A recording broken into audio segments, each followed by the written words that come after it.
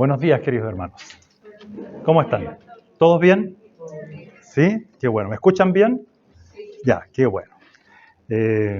Bueno, siempre agradezco al Señor el privilegio que me otorga y la bendición que me otorga el pastor Obed en invitarme a predicar. Siempre hay gratos recuerdos del pasado y agradezco al Señor que su obra sigue adelante, a pesar de nosotros. A pesar de nosotros. Yo lo único que puedo decir es que las misericordias de Dios son nuevas cada mañana y Él las ha renovado sobre mi vida.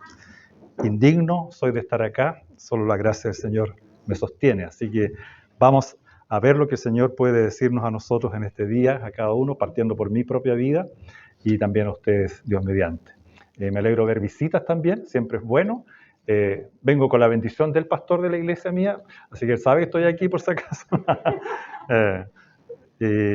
Así que él manda saludos también, el pastor Manuel Pereira, un brasileño. A propósito, mientras en la primera parte escuchábamos las oraciones y las gratitudes y expresiones, me daba alegría escuchar los distintos acentos, la variedad de acentos que hay aquí. En mi iglesia también tenemos de todo, tenemos colombianos, tenemos venezolanos, tenemos suizos, tenemos brasileños, tenemos argentinos, de todo, bien variado también. Y algunos chilenos por ahí, uno que otro chileno. Así que gracias a Dios. Para los que no me conocen, mi nombre es Omar Ramos, soy pastor asistente en una iglesia presbiteriana en Lonquén, esto queda en Calera de Tango, en Lonquén, Paraguay 15, es de la comuna de Calera de Tango, esto queda hacia el surcosta de Santiago, por si acaso. De aquí demorarían como 45 minutos, yo creo, en llegar por allá. Y de mi casa demoro como media hora, así que queda distante, pero contentos con la iglesia en la cual el Señor nos ha colocado también. Bueno, vamos a lo que estamos convocados. Oremos primero al Señor. Mi amado Dios y Señor que estás en los cielos. Gracias, Señor y Dios misericordioso, por darnos este privilegio y oportunidad tan especial de congregarnos y tener la posibilidad de escuchar tu voz a través de tu palabra. Señor, sin duda no lo merecemos, pero tú te has hecho cercano a nuestras vidas, Señor. A pesar de tu grandeza, de lo manifiesto, Señor, de tu gran poder, tú te dignas acercarte, inclinarte a nosotros, a nuestros corazones y hablarnos a través de la Biblia. Señor, dispón nuestra mente, nuestro corazón, que todo nuestro ser desea albergar tu palabra, atesorarla en lo más profundo de nuestro ser y vivirla para la gloria de tu nombre. Ayúdanos, Señor, ayúdame a mí. Coloca esta palabra en mis labios que sean acordes con su palabra. Señor, que pueda decir y expresar lo mismo que ella dice y no colocar ni añadir nada que no tenga que ver con lo que usted quiere enseñarnos esta mañana. Gracias, mi Señor. En el nombre de Jesús oramos. Amén. Amén.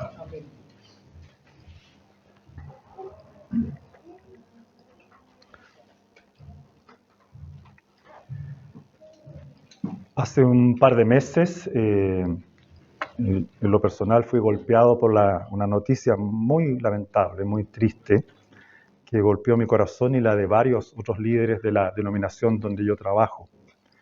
Un líder que era parte de nosotros, había salido por problemas de la iglesia hacía ya un par de años. Al poco tiempo de salir de su iglesia, su esposa enfermó de cáncer y falleció. Y nos enteramos hace 2 meses que él también falleció.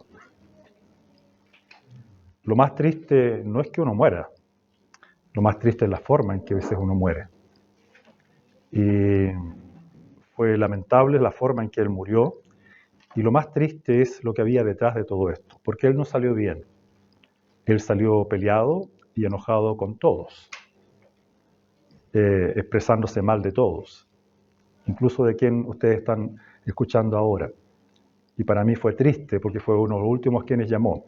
Yo fui un amigo de él, íntimo, y después era un despreciable para él.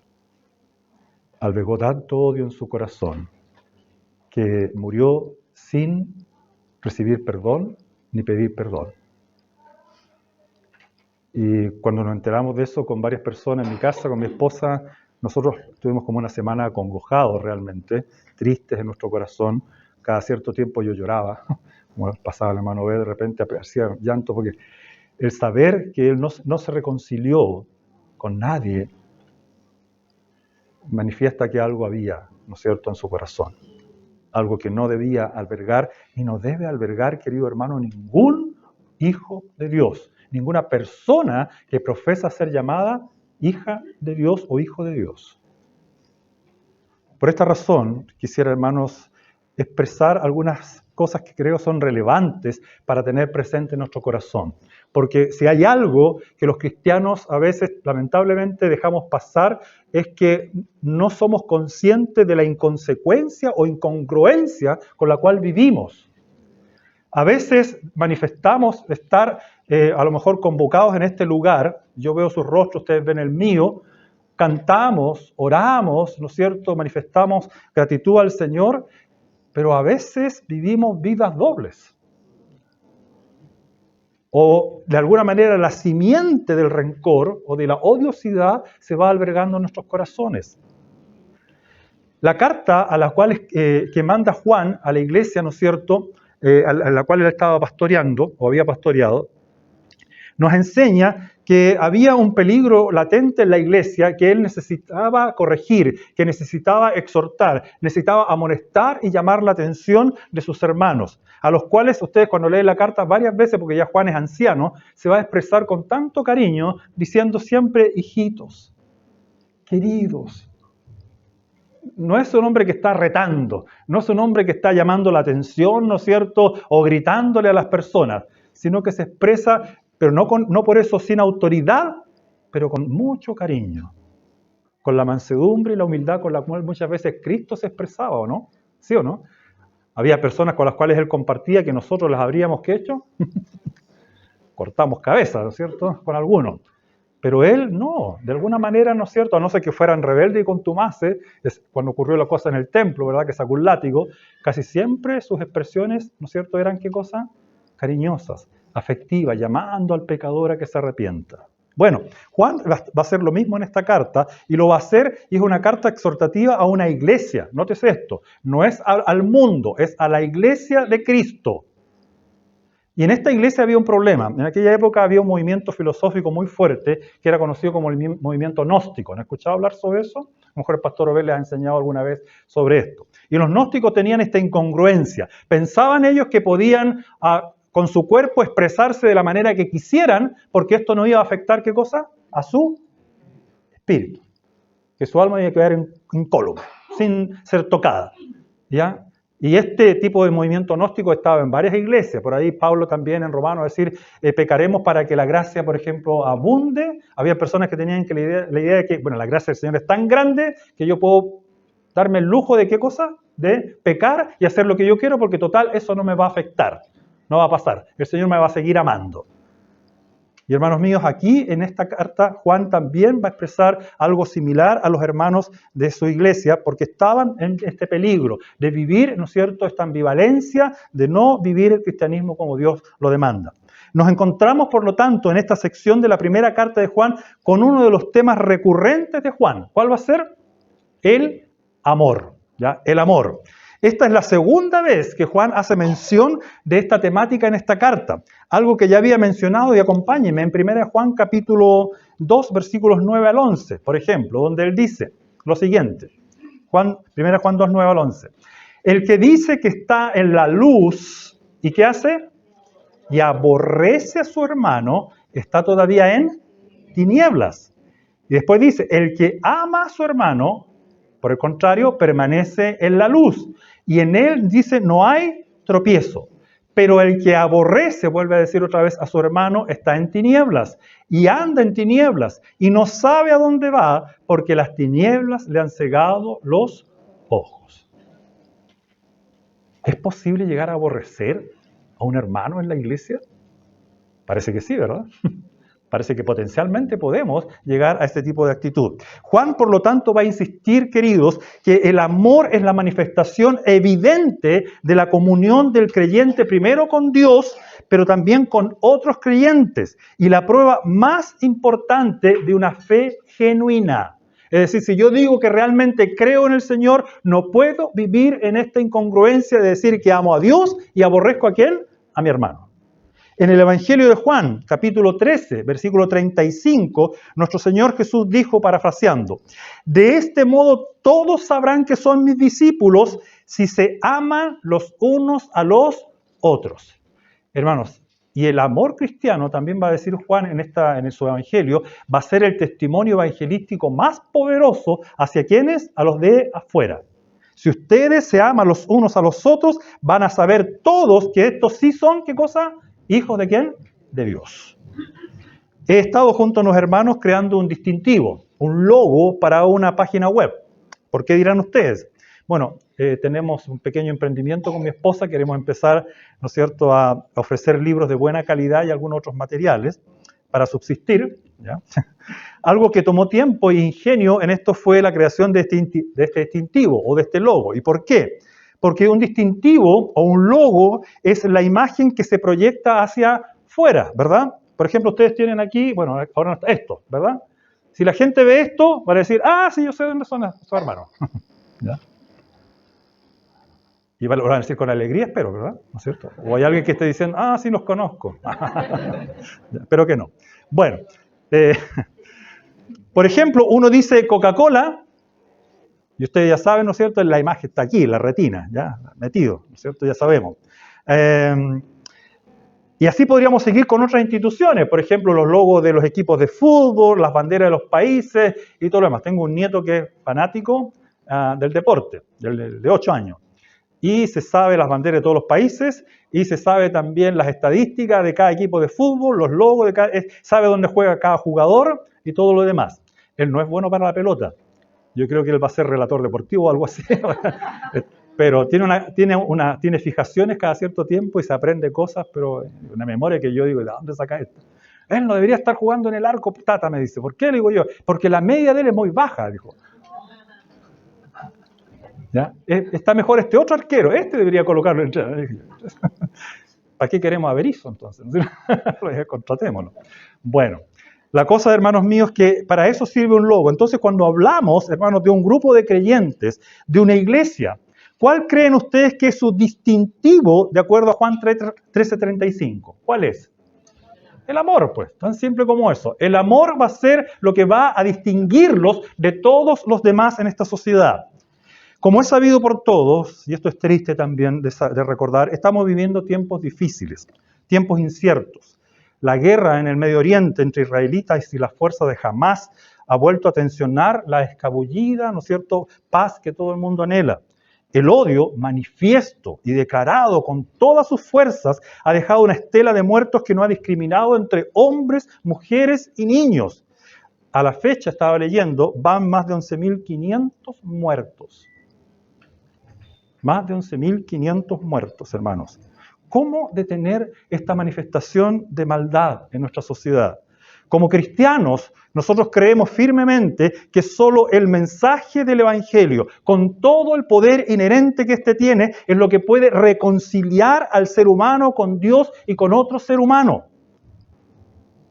Ni las Naciones Unidas, ni ningún otro organismo puede lograr llegar a la raíz del problema que ocasiona todo este mal, porque solo Cristo, solo su poder transformador a través de su mensaje del Evangelio puede cambiar corazones.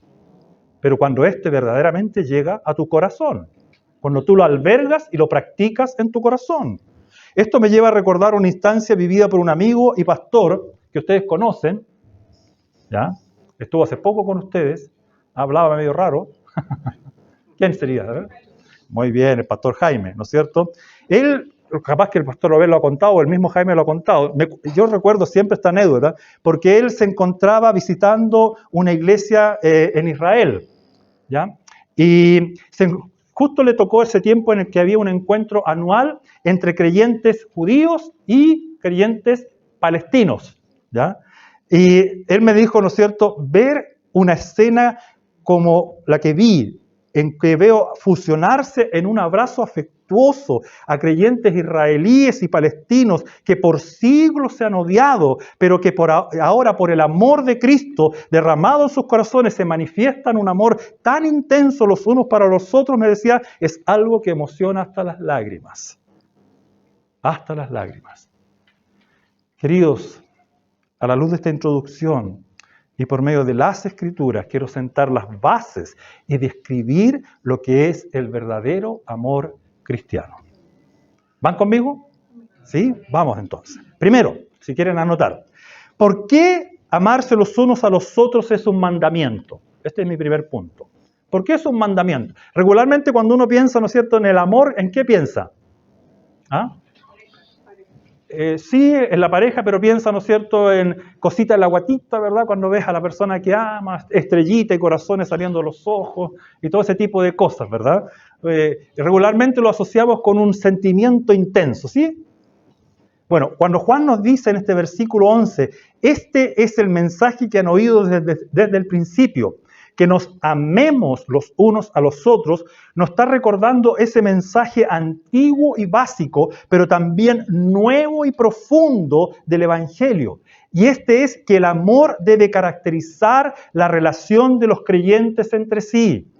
Algo que Jesús repitió en varias ocasiones, por ejemplo en Juan 15, 12 y 17, donde dice, y este es mi mandamiento, dijo Jesús, que se amen los unos a los otros como yo los he amado. Y el versículo 17 dice, reitera, este es mi mandamiento, que se amen los unos a los otros. Lo dijo 2 veces seguidas. Y hermano, y también algo que enfatizó el apóstol Pablo, por ejemplo en Romanos 13, 8, cuando dijo, no tengan deudas pendientes con nadie, a no ser la de amarse unos a otros. De hecho, quien ama al prójimo ha cumplido la ley. Otras citas, 1 Tesalonicenses 4:9, 1 Pedro 1:22, etcétera, etcétera, ponen de manifiesto que este distintivo, de esta característica es fundamental en la vida cristiana y en las relaciones interpersonales. Un comentarista, amigo mío alemán, Helmut Bayer, que hizo unos comentarios a la primera carta de Juan, dice, sin amor, la fe cristiana es una mera construcción de dogmas y credos. Sin amor, el cristianismo es nada más que una filosofía o ideología. Por esta razón, dice él, el Evangelio apunta a la práctica del amor. Si el Evangelio es la razón de ser como cristianos, hermanos míos, entonces este será reflejado en un amor fraternal sincero y práctico. Por esta razón nos encontramos con un mandamiento, con un deber a cumplir, como dice el comentarista Marshall, en todo el pasaje aparece esta verdad, dice él, aunque está en su naturaleza, el amor es la naturaleza del creyente, dice él, es necesario instarles a que se amen unos a otros. Se puede mandar el amor, hermanos, ¿saben por qué? Porque no es meramente un sentimiento. No es una emoción temporal, sino que el amor tiene que ver con la voluntad, con acción. Por eso es un verbo y no un sustantivo. Es un verbo. Es cosa de ver 1 Corintios 13, cuando Pablo dice, el amor es, y empieza las características. ¿Qué es? Dice, paciente, bondadoso, no envidioso, no jactancioso, no orgulloso, no es rudo, no es egoísta, no se enoja fácilmente, no guarda rencor, etcétera, etcétera. En pocas palabras, amar es actuar en beneficio de otro. Debemos recordar que la fuente u origen del verdadero amor no está en el ser humano. ¿En quién está?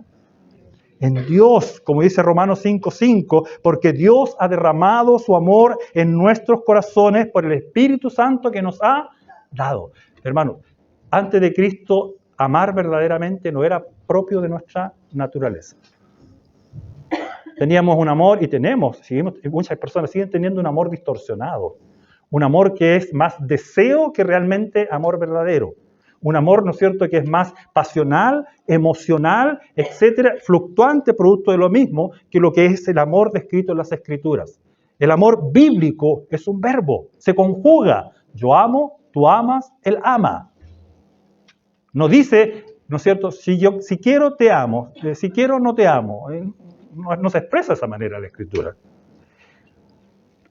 Siendo uno de los ingredientes también del fruto del Espíritu, como dice Gálatas 5:22, ¿no es cierto? ¿Recuerdan? Porque el fruto del Espíritu es, ¿y el primero cuál es? amor. Fruto del Espíritu. Nos encontramos entonces ante un mandamiento, queridos, que no debería ser una molestia o una carga, sino un reflejo natural ¿de qué? Del amor de Dios derramado en tu corazón. La manifestación normal de la naturaleza divina, ¿no es cierto?, que Dios ha depositado en el creyente. Por esta razón, en muchas partes y cartas del Nuevo Testamento somos exhortados como creyentes a amarnos unos a otros. Somos exhortados. ¿Por qué? Porque parece que hay un problema. Recurrentemente somos dados al olvido, ¿no es cierto?, en cuanto a realmente amar verdaderamente a nuestro prójimo y especialmente a nuestro hermano en el contexto de la iglesia. Como se estarán dando cuenta, el amor bíblico no está fundamentado en la emoción, sino en la acción. Repito, el amor bíblico no está fundamentado en la emoción, sino en la acción. Y la pregunta entonces de este primer punto, ¿estamos obedeciendo este mandamiento? No es opcional, no es una opción. No, pero pastor, usted no sabe con quién vivo yo. Usted no sabe cómo es mi jefe. Usted no sabe cómo es esta persona. Usted supiera lo que yo sé y cómo tengo que sobrevivir. Y empezamos las excusas. ¿Para qué? Para no expresar amor. Cuando a veces olvidamos, hermanos míos, que cuando ponemos en práctica el amor, se produce realmente una revolución en mi corazón, pero también en mi entorno. Y hay algo que así realmente afecta a la vida de otros. Como dije al principio, para evangelizar, la gente necesita ver que su pueblo, los que dicen ser hijos de Dios, se amen. Amén. Hoy día los malos ejemplos, lamentablemente, son tremendamente, ¿no es cierto?, nefastos para el testimonio del Evangelio en muchas iglesias. Así que no olvidemos, el primer punto, el amor es un mandamiento. Lo segundo que quiero destacar aquí, fíjense los versículos 12, 13 y 14. Dice. Entonces, si el versículo 11 decía, este es el mensaje que habéis oído desde el principio, que nos amemos unos a otros, ahora Juan va a decir una cosa que es, podríamos decir, el contraste del verdadero amor. Hace poco hoy día conocí a mi hermano Abel, que está en el sonido. Yo le dije, menos mal que no te pusieron Caín. Si no, habría sido afectado mi mensaje. Y también podría haber sido complicado para él escuchar ahí.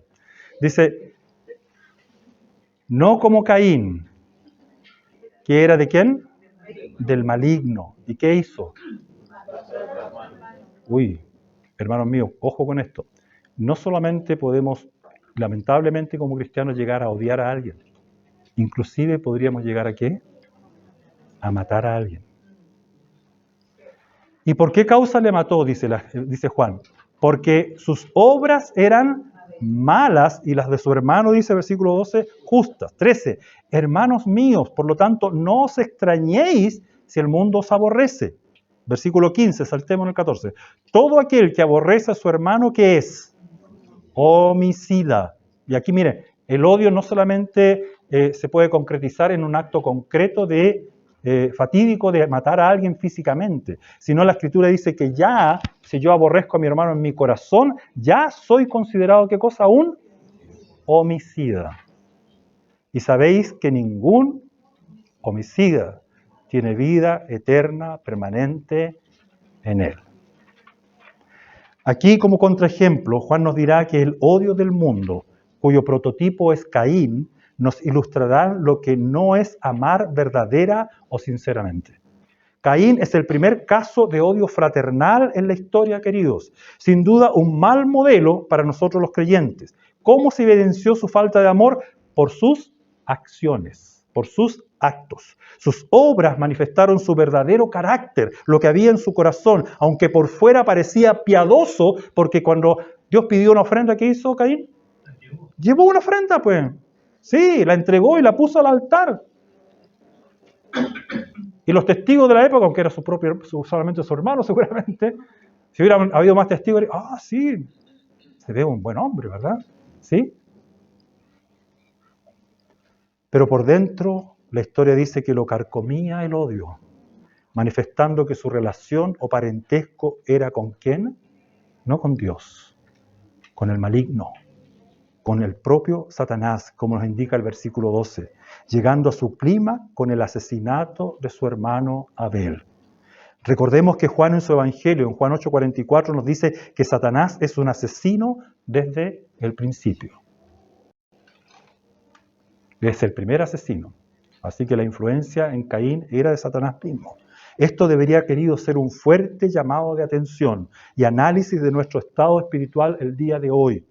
La envidia, el odio, que primero son albergados en el corazón, pueden manifestarse en actos concretos de maldad. Y por eso nuestro Señor advirtió en Mateo 5, 21 al 22 lo siguiente: ustedes han oído que se dijo a sus antepasados, no mates, y todo el que mate quedará sujeto al juicio de un tribunal. Pero yo les digo que todo el que se enoje con su hermano quedará sujeto al juicio del tribunal. Es más, cualquiera que insulte, en el original griego dice, le diga estúpido a su hermano, quedará sujeto a juicio del consejo. Pero cualquiera que lo maldigue, literalmente en el original dice que le diga necio, ¿ya? O cabeza hueca, sería la idea, ¿ya? Quedará sujeto ¿a qué? Al juicio del infierno. Yo sé que hoy día a veces nosotros decimos expresiones, ahora que eres tonto, pero hay formas y formas de decir las cosas, ¿sí o no? Tenía un amigo gringo que decía, a mí no me molesta que me digan gringo, dijo, mientras sea con una sonrisa en la boca. Porque la expresión gringo, ¿qué significaba? Los mexicanos decían, vete a casa, no te queremos aquí, te odiamos, vete. Pero aquí nos encontramos entonces con expresiones, hermanos, que nacen ¿de qué? De la odiosidad de un corazón. Una pregunta aquí, a la luz de este punto. ¿Qué califica un acto u obra como buena o mala? Porque nosotros hubiéramos visto, como dije al principio, ¿a quién? A Caín llevando una ofrenda, ¿qué hubiéramos pensado?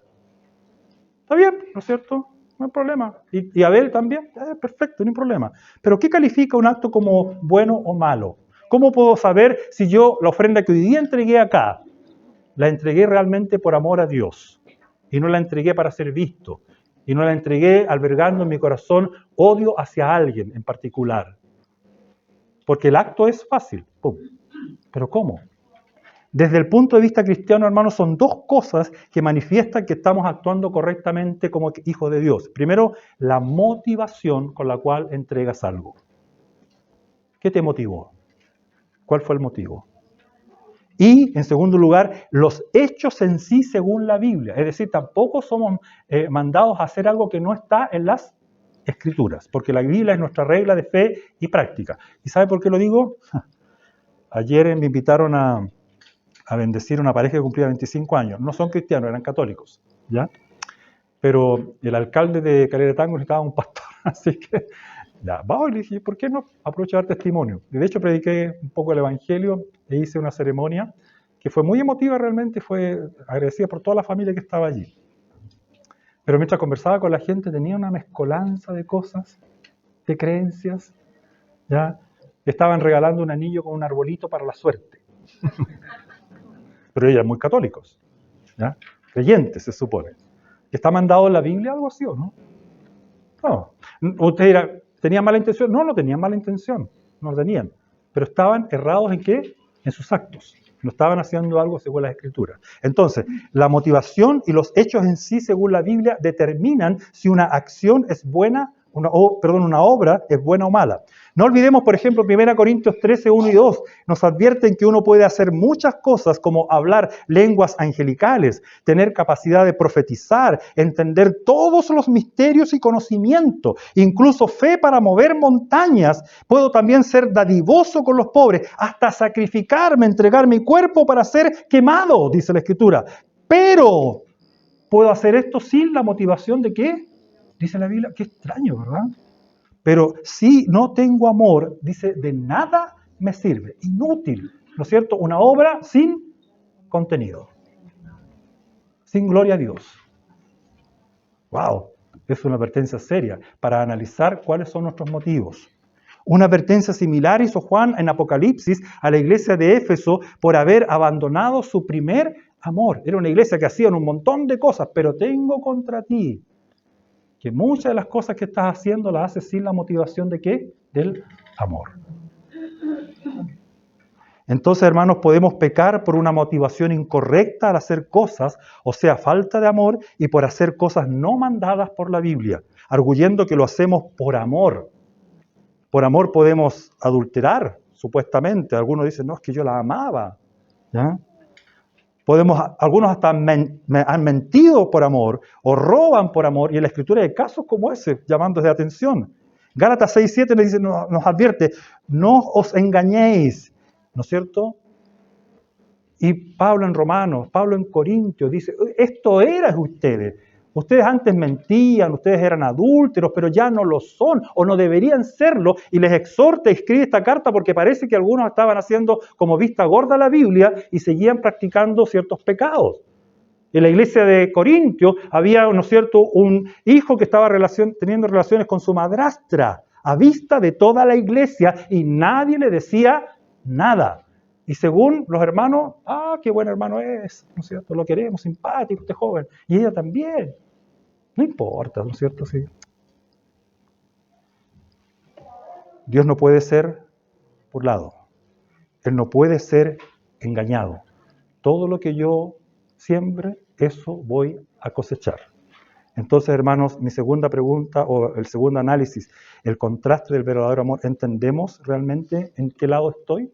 ¿Amo verdaderamente o tengo el espíritu de Caín en cierne en mi corazón? Mi tercer y último punto, versículos 14 al 18. Nosotros sabemos que hemos pasado de muerte a vida en que amamos ¿a quién? A los hermanos. Mire lo que está diciendo aquí. El que ama a su hermano permanece en...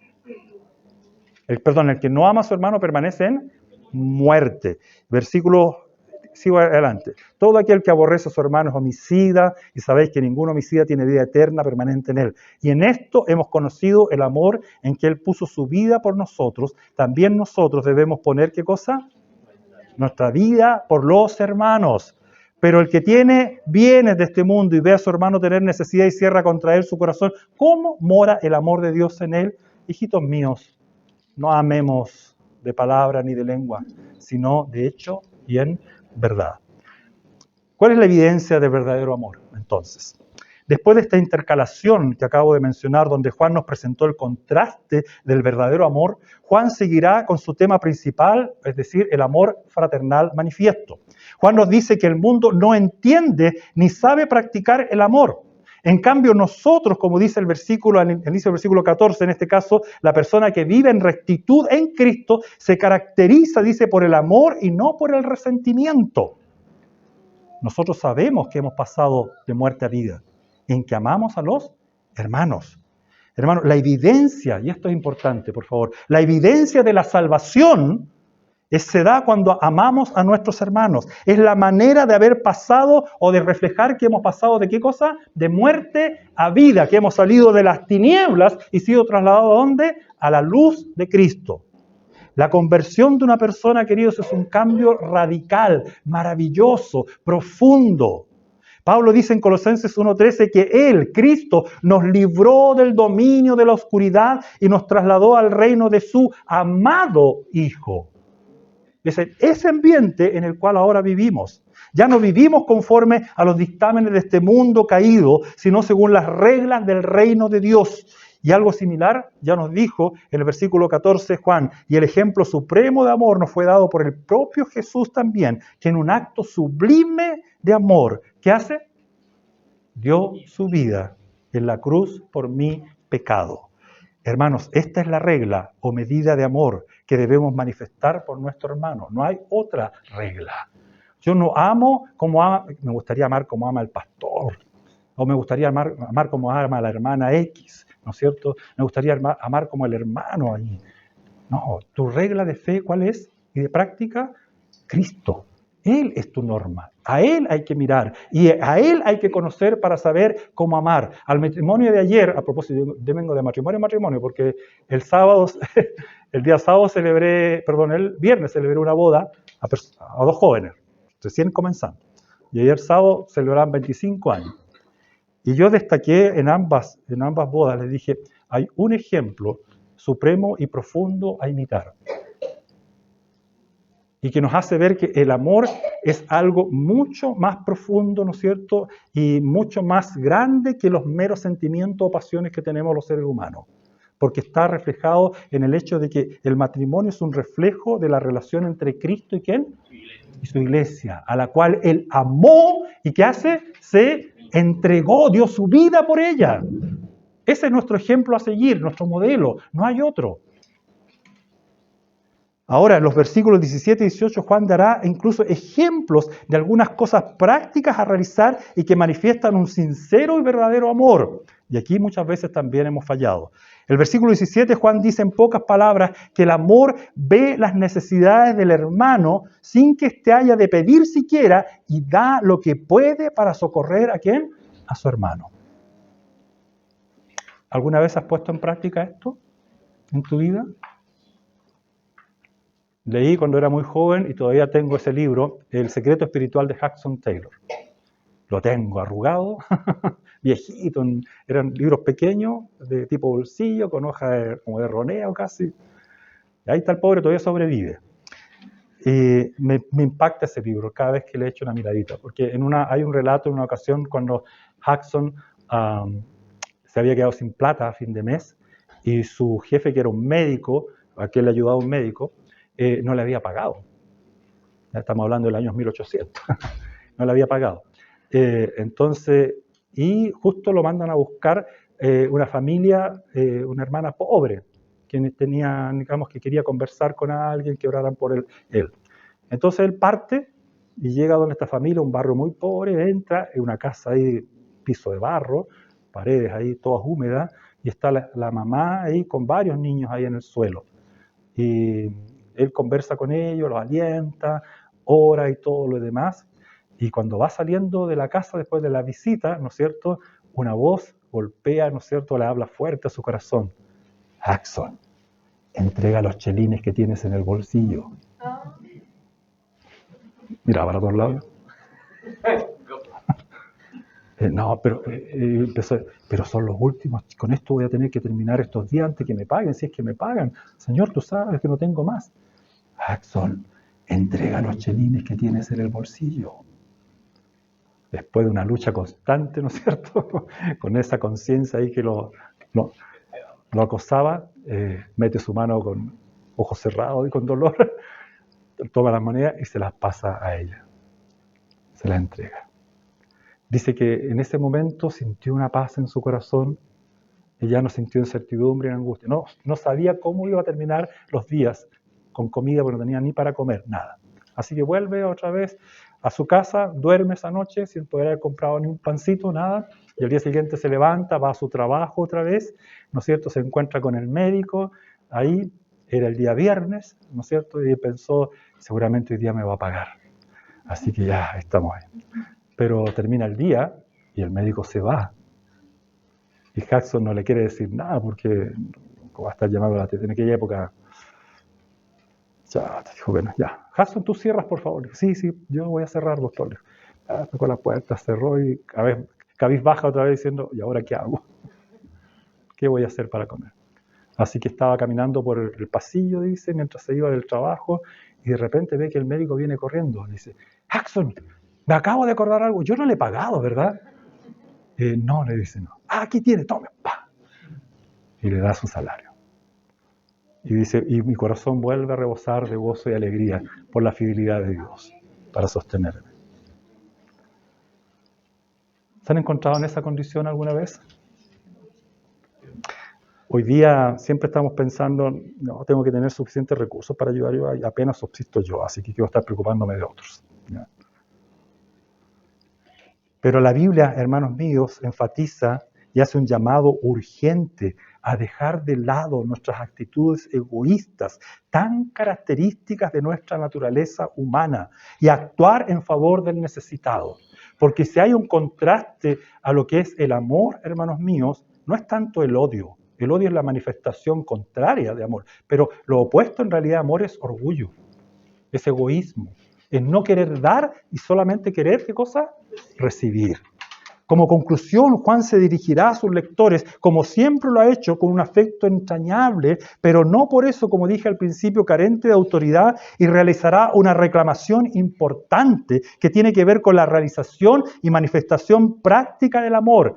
Alguien dijo, si hay una contradicción que es insoportable de ver, es decir, que amamos, pero sin practicar el amor. Las palabras son importantes, sin duda. Debemos entregar consuelo, como Jackson lo hizo, ¿no es cierto? Oró, entregó consuelo, aliento, amonestó a la hermana seguramente en muchas ocasiones. Pero si esto no va acompañado de un amor práctico, concreto, manifestaremos una incongruencia nefasta entre las palabras y los hechos. Por esto Jesús nos dice en Juan 14:15, si ustedes me aman, obedezcan mis mandamientos. ¿Me aman realmente? Entonces obedece, actúa. Y el llamado de atención en Isaías 29:13, por ejemplo, también es válido cuando él dice, este pueblo me alaba con la boca y me honra con los labios, pero su corazón está a kilómetros de distancia, lejos de mí. En pocas palabras, no amaban al Señor como era exigido. Como dice acertadamente el pastor y teólogo John Stott, el amor no es esencialmente ni sentimientos ni palabras, sino hechos. En realidad, si nuestro amor ha de ser genuino, dice él, en verdad, inevitablemente será positivo y activo, de hecho. Otra cosa que Juan destaca aquí es que el amor debe ser no solo de hechos, actos concretos de amor, sino también en verdad. Me llama la atención esto. Esto porque pueden existir acciones que parecen, como dije al principio, piadosas, como las de Caín, pero que no son motivadas por el amor, y al final es mera hipocresía de nuestra parte. Aquí, cuando Juan habla de la verdad, es importante recalcar que esta debe estar acorde con la verdad enseñada por Jesucristo. Él es quien expresó la verdad verdadera, como dijo Francis Schaeffer, ¿no es cierto?, en alguna ocasión, de manera sublime. Él es la verdad verdadera. Entonces podemos decir que el modelo, la base de amor verdadero está en Jesús y en su palabra. Y en tercera de Juan, acompáñenme un poquito más adelante, aquí interesante, la tercera carta de Juan, capítulo 1, versículos 3 al 4, Juan va a exaltar o alabar a una familia y a una persona por manifestar de manera práctica el amor. Tercera de Juan, versículos 3 y 4, dice, pues mucho me regocijé cuando vinieron los hermanos y dieron testimonio de tu verdad. Hablaban de gallo, que era un buen gallo. Decimos, tienen la expresión en Chile, ¿verdad? Cuando hablamos de un gallo, estamos hablando de una persona. Me gusta este gallo, decimos nosotros, esta persona. Bueno, este se llamaba gallo, ¿ya? Por eso decimos en Chile un buen gallo. Pues mucho me regocijé cuando vinieron los hermanos y dieron testimonio de tu verdad, de cómo andas en la verdad. Dice, no tengo yo mayor gozo que este, el oír que mis hijos andan, ¿dicen qué? En la verdad, andan en la verdad. El comentarista Kistemaker dice, nótese que las palabras que decimos deben ser coherentes con nuestras acciones y que el uso de nuestra lengua debe concordar con la verdad de la palabra de Dios. Las palabras y la lengua encuentran su contrapartida en las obras y en la verdad. Repito, las palabras y la lengua encuentran su contrapartida en las obras y en la verdad. Quisiera hacer algunas conclusiones para que tengan presente y quede grabado esto en sus mentes. 7 cosas rápidamente. Primero, queridos, el amor fraternal es algo esencial al mensaje del Evangelio. Algo esencial. Y una marca distintiva de un verdadero creyente. Entonces yo pregunto, ¿se nota esta marca en tu vida? ¿Se nota o no? A propósito, ¿qué pasó con Caín después que mató a su hermano? ¿Se recuerdan o no? ¿Ah? Sí. Ah, wow. Le puso una marca. Y una marca misericordiosa, diría yo, ¿no es cierto? ¿Por qué? Para que nadie lo matara. Pero me imagino que eso significaba que Caín iba a recordar de por vida hasta que Dios lo llevara de lo que había hecho. Oh, qué terrible es vivir con odio en el corazón, hermanos. Qué triste es vivir no reconciliado. Con mi esposa es muy difícil acostarnos peleados. Porque peleamos, ¿ah? No, sí, nos agarramos de las mechas, decimos en Chile. Pero si hay algo que no hemos hecho, creo, nunca en nuestra vida, es acostarnos enojados. Un secreto para un matrimonio exitoso es nunca pelear, dijo un amigo mío. Cuando yo le pregunté, ¿cómo nunca pelear? Nunca en público.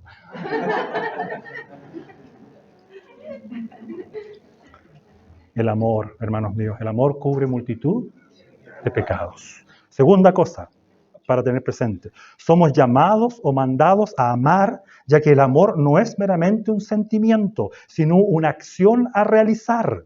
Entonces yo pregunto, ¿de qué manera práctica has manifestado el amor de Dios hacia otros? ¿Lo has hecho? ¿Todavía no? A lo mejor sí, yo creo que sí, pero tal vez falta más todavía. A lo mejor Dios te está pidiendo más. Nos cuestionamos a veces para dar a la gente en la calle, ¿verdad? No, este se la va a tomar. No, este se la va a fumar. No, empezamos a cuestionar y miramos, no tengo moneda. Entonces, y después me acuerdo, está lleno el monedero. ¿Cuántas veces no hemos hecho eso, hermanos míos? La Biblia nos dice, da, sin esperar nada a cambio. No mires a quién, hazlo. Responsabilidad de él cómo utiliza la plata. Es un problema, no el mío. Yo debo ser generoso y debo dar. Tercero, hermanos, no amar es la manifestación de no haber, y aquí por favor atención, no amar como la Biblia demanda. Ojo, no estoy diciendo que el mundo sin Cristo no ame. Sí, hay personas que saben amar, porque de alguna manera tienen por naturaleza algo en sus corazones. Les queda resabio de qué cosa, de lo que Dios puso en la vida entre nosotros los seres humanos.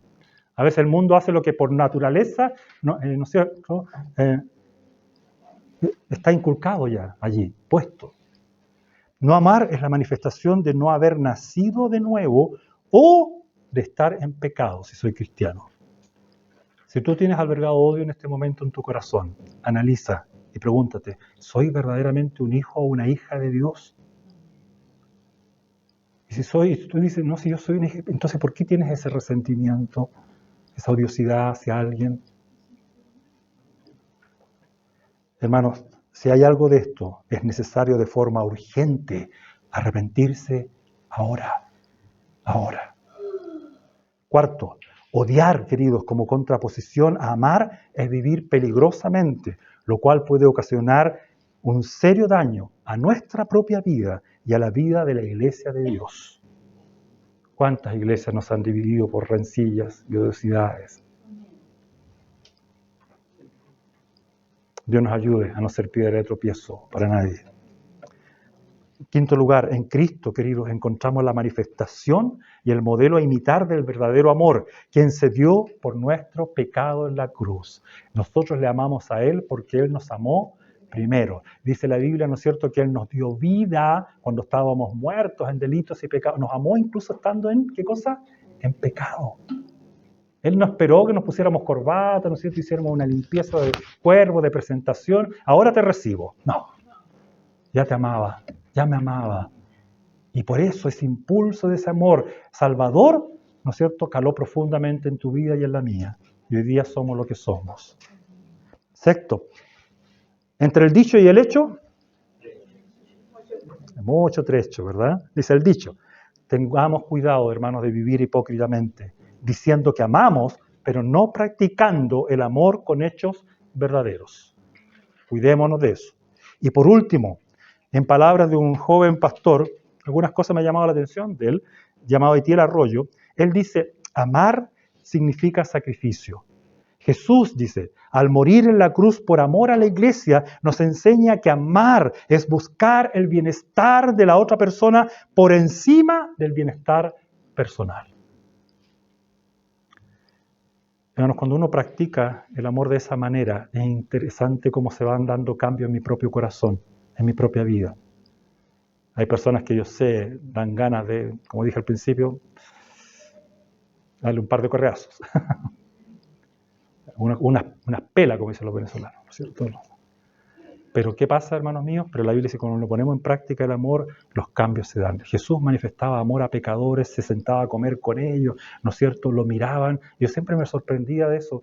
Me llamaba la atención ese asunto, porque Jesús no iba con el látigo, sino que entraba a su casa, compartía con ellos, lo acusaban de ser un borracho, un libertino y todo lo demás.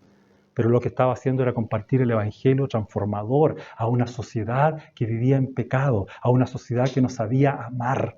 Entonces los cristianos somos llamados no solamente a predicar el evangelio con firmeza, sí es verdad, y con la verdad del evangelio, pero hermanos míos, no dejen de bañar de amor el evangelio. Hoy día he visto tantos cristianos y predicadores que parece que lo único que lanzan son ladrillazos, palos, ¿no es cierto? Y todo lo demás. Y la pregunta es, bueno, ¿entendemos que el otro no va a entender jamás? Si yo no manifiesto que realmente estoy preocupado y sinceramente lo amo, y que quiero su bienestar, y quiero sacarlo de las tinieblas con la ayuda y la gracia de Dios y trasladarlo al reino de su amado Hijo, sacarlo de la podredumbre de la condenación para llevarlo a la vida eterna gloriosa que nos ofrece el Señor. Hermanos, ¿buscamos el bienestar personal primero entre nosotros? Ojalá que sí, pero también busca el bienestar del pecador. Ama como Cristo nos amó a nosotros. Amén. Amén. Amén. Vamos a orar.